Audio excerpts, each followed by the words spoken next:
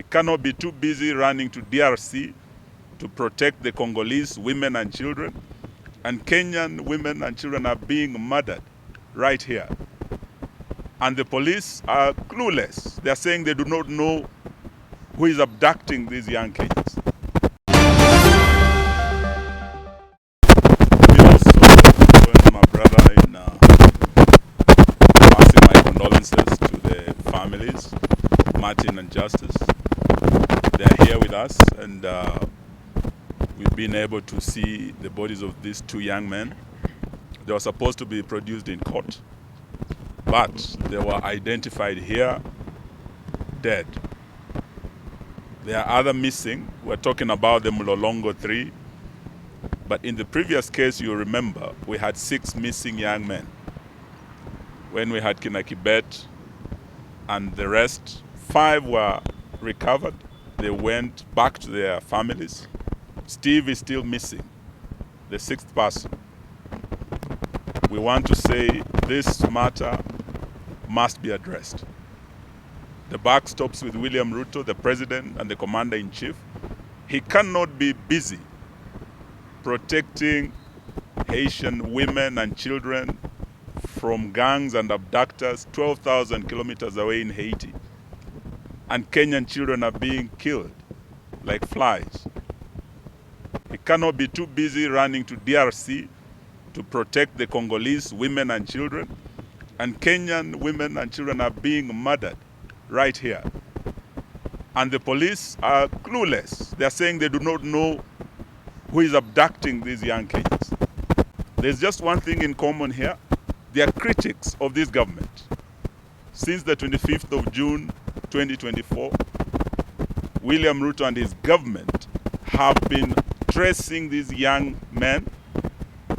They have been picking them up one by one, and the intention is to silence them. But today, as we stand with the families, we want to say, yes, you might silence Justice, who is very silent in this morgue here, or Martin and others. But you are not going to silence Kenyans. You must do what is right, what you promised in Homa Bay, to stop the abductions, to release all abductees. That is something you must honor. And we're here to demand that. And to also say that we would expect, not more than a week from now, that a commission of inquiry is formed, so that we have all parties concerned to get to the bottom of this matter of abductions, which is not just a matter of national concern, but international concern. So that is one demand as we stand here as the opposition we want to insist on, and we thank you for coming to condole with these families.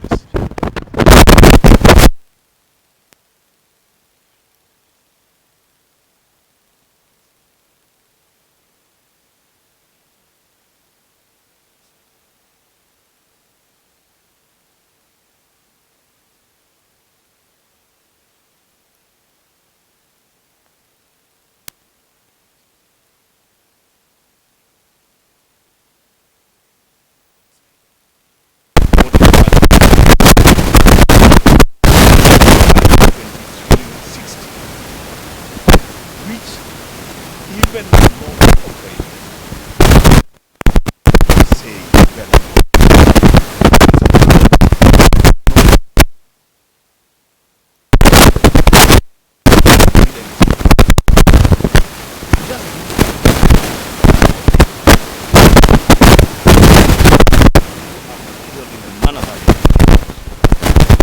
Are children belonging to Kenyan parents.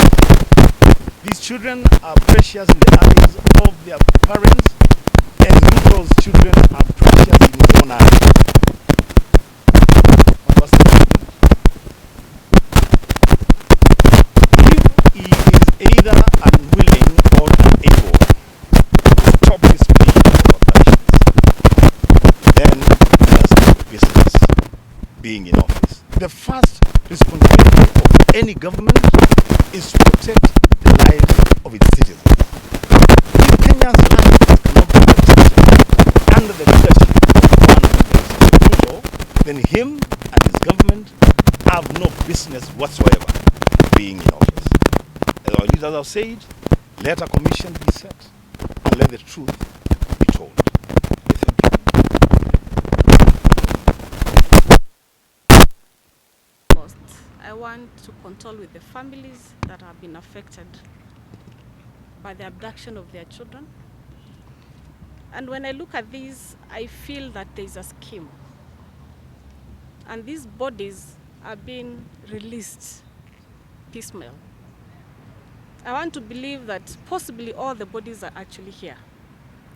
But they are doing it in a time, in a manner when they feel to release, they release it. And they have children.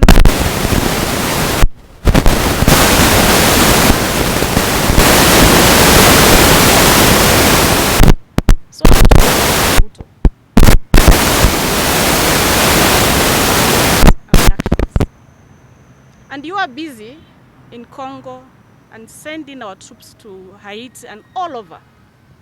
While your own people, when your own people are being abducted and being killed. This is absurd. And actually, if I was the commissioner of police, I think by now I should have resigned. Because you are forced.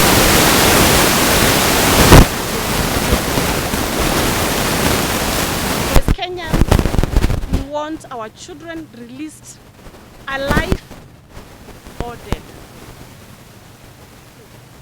And form a commission of inquiry soonest so that we can get answers and we want our children safe. Asanteni.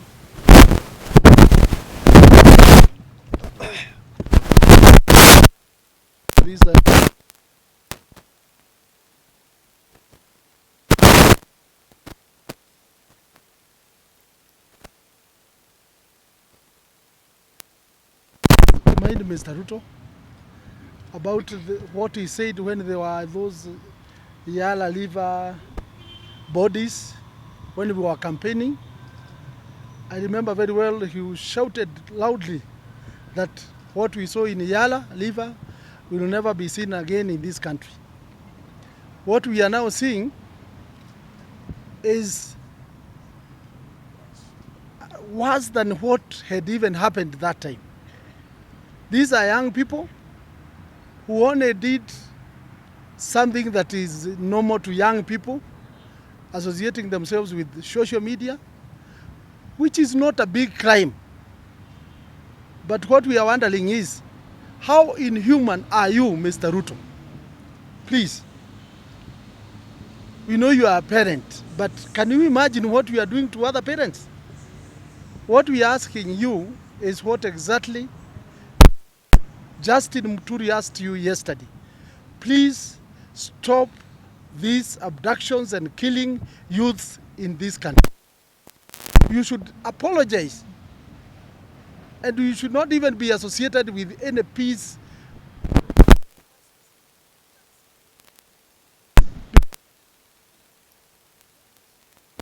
Even more than what is happening there. For that, have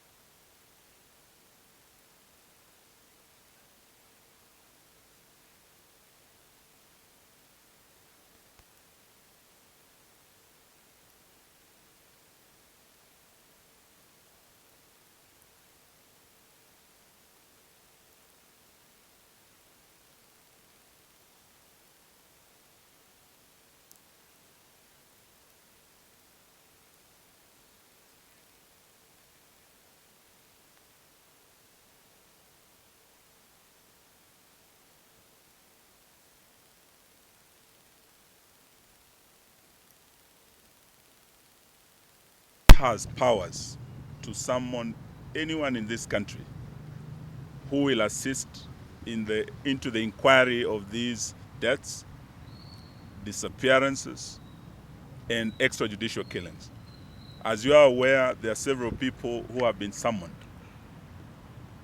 And you remember Wakili Ndegwa made a specific application to certain leaders in the broad-based government who are alleging that these Kenyans are abducting themselves. And some of those have been summoned to court. And let them come and shed light. Led by Kimani Ichung'wah, Francis Atwoli, Didmas Baraza, Kenneth Lusaka, and I think we had Waluke and others, those who allege that Kenyans are abducting themselves. Today we ask them, did Justus abduct and kill himself? Did Martin abduct and kill himself? The young men lying in these cold rooms here. Those who are trivializing this issue of extrajudicial killings and abductions will answer to the court because they have been summoned to do so. On the issue of the city county of Nairobi and Sakaja maybe interfering in the operations of these institutions because perhaps some workers here gave more information than they were supposed to.